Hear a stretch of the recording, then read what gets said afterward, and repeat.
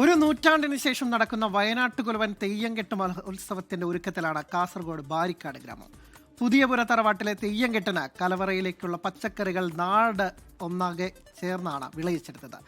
ഉത്സവ കമ്മിറ്റിയുടെ നേതൃത്വത്തിൽ ആഘോഷപൂർവ്വം പച്ചക്കറി വിളവെടുപ്പ് നടത്തി.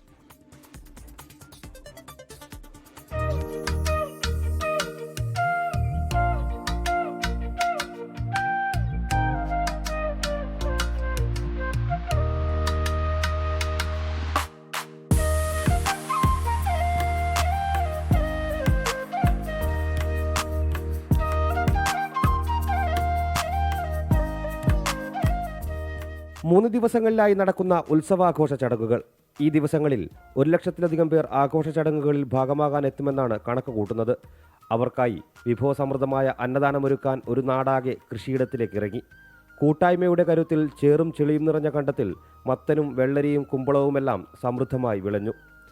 പാടി പുള്ളിക്കരിങ്കാളി ഭഗവതി ക്ഷേത്രം സ്ഥാനികരുടെ കാർമ്മികത്വത്തിൽ ആഘോഷപൂർവ്വം അവർ വിളവെടുത്തു. ഈ ബാരിക്കാട് നാടിൻ്റെ ഒരു കൂട്ടായ്മ നാട് ഒന്നാകെ ചേർന്നുകൊണ്ട് നടത്തിയ ഒരു വിളവെടുപ്പാണ്. ഇപ്പോൾ പാടി ശ്രീ പുള്ളിക്കരിങ്കാളി ക്ഷേത്രത്തിൻ്റെ നേതൃത്വത്തിൽ ക്ഷേത്ര കമ്മിറ്റിയുടെ ഭാഗമായിട്ടുള്ള പ്രാദേശിക സമിതിയാണ് വാരിക്കാട് പ്രദേശം.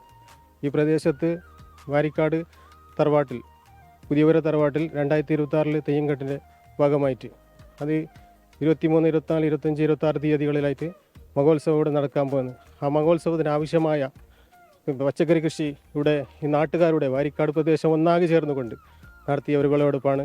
വളരെ നല്ല രീതിയിൽ ക്ഷേത്ര സ്ഥാനികന്മാരുടെ നേതൃത്വത്തിലൂടെ നടത്തിക്കഴിഞ്ഞിരിക്കുകയാണ്. കണ്ടനാർക്കേളിനും വയനാട്ടുകുലവനും ഉൾപ്പെടെ 8-ലധികം തെയ്യക്കോലങ്ങളാണ് തറവാട്ട് സന്നിധിയിൽ കെട്ടിയാടുക. പാടി കഴകത്തിന് കീഴിലുള്ള പ്രമുഖ തറവാടാണ് ബാരിക്കാട് പുതിയപുര തറവാട്. നൂറ്റാണ്ടിന് ശേഷം വരുന്ന തെയ്യംകെട്ട് മഹോത്സവത്തിന് വിപുലമായ ഒരുക്കങ്ങളാണ് ഉത്സവാഘോഷ കമ്മിറ്റിയും നടത്തിയിട്ടുള്ളത്. 24 കാസർഗോഡ്.